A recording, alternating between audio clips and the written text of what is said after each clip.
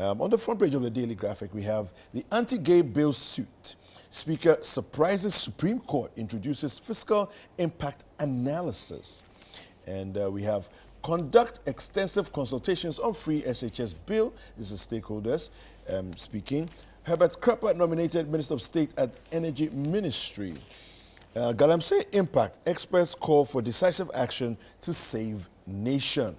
And there's a special supplement on the American Chamber of Commerce.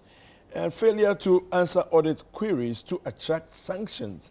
Audit agency warns. And consider national interest first, majority leader to political actors. Right. The Anchor newspaper, Baumia proposes July 1st as National Youth Day. Chef Smith dribbles all but damages his integrity. Guinness World Record disowns him. And that story is on page 4 of the Anchor newspaper. Central Region NDC in disarray. Chairman, Secretary suspended over Darling Boy PC. And also achieving UN SDGs in minor sector. Jinapo advocates robust partnership between Africa and Europe. The New Finder has these headlines. Extensive incentives proposed to deliver massive affordable houses. Government requires $600 to $800 million for external debt service this year. BOG governor's tenure should extend beyond presidential terms. It's coming from the IEA. And I agree. I think that all of these offices that have things like the judiciary, things like parliament, well, of course, parliament in itself, but maybe even the speakership, right, and all of that, things like that, BOG and all of that, should not be synchronized with the presidency. IGP is another one, example of that. I feel these ones, they should be outside of the presidential term. Anyway, new cocoa pricing system, farmers to absorb global market fluctuations. And EU launches a €32 million initiative to boost vaccine manufacturing in Ghana. Right. The Ghanaian Times newspaper, European Union grants €32 million to develop pharmaceutical industry.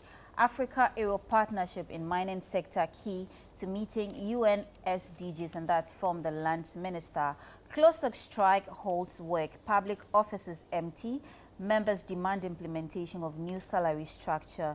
And also on page 3 of the Ghanaian Times newspaper, man allegedly tied to tree set ablaze to death. Assembly member, 5 others grabbed. Right. The Daily Guide. 3 shot dead at Barnier Chrome. Courts have no business in our work. There's a speaker on this matter. Anti-LGBTQ bill. Supreme Court decides applications July 17th. Nana elevates Herbert Krapper to Minister of State. And we have Ochihene calls for environmental stewardship. The Chronicle newspaper, finance and housing ministers team up to transform the housing sector. Thus, lands minister advocates mining partnership for Europe and Africa. Who takes over from NAPO? Mampong Hene rebukes MPs for approving loans with negative consequences. Galamsey is a challenge Ghana must address, and that's from Ochihene. And also for the memory verse of the morning on the Chronicle newspaper, we have Proverbs 27 verse 5, and it reads, better is open rebuke than hidden love. Proverbs 27 verse 5, better is open rebuke than hidden love.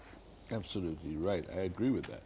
Now, then my last paper is the Business and Financial Times. We have here investment news. SNIT shifts investment strategy, targets long-term fixed income allocation of 60%, reducing exposure to unlisted equities from 35.8% to 4%, and disinvesting real estate from 30.5% to 10%. We also have a couple of other big headlines. Let me give you these ones. Government considers building buffers to strengthen debt repayment capacity, and population to reach 52.47 million by 2050. All right, so these are other headlines on the front page of the BNFT. All right. Yes.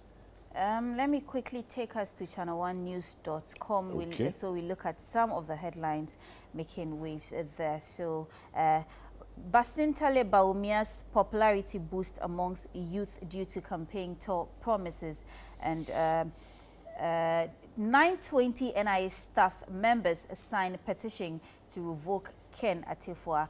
Bagbing advises Katie Hammond to withdraw LI on cement price regulation. Chief Justice demands a request for more Supreme Court judges, and also anti-gay bill, Supreme Court to decide on interlocutory injunctions July 17th. All right. Well, it's time for sports. Don't go anywhere.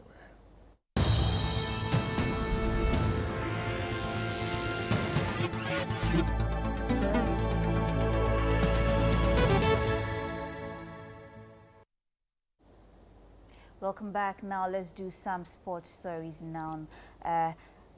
Taking us straight to the 2025 AFCON stories. The Confederation of African Football has announced the details of qualifying draw for 2025 AFCON.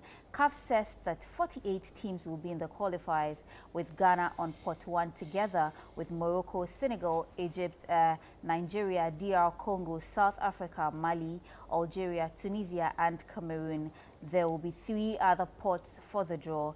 CAF added that the seeding of the teams was done based on the FIFA rankings released on 20th of June this year. In all, there will be 12 groups of 4 teams from which each of the top 2 will qualify. For the group that has the host, Morocco, only 1 team will make it to the 2025 AFCON. The draw for the qualifiers will be conducted on July 4th in Johannesburg, South Africa. Hey, did I read that? It says what? Only 1 team from pot 1. That's right. Our only 1. Yes. Will go forward. 1. Now, by Ghana, how are we going to fare against Senegal? There's Egypt. I mean, Nigeria, we can manage. South come Africa. For you. They'll come Algeria. For you. Hello, Chris. How are we going to fare against these people? We will sail through. God is our helper. Yes.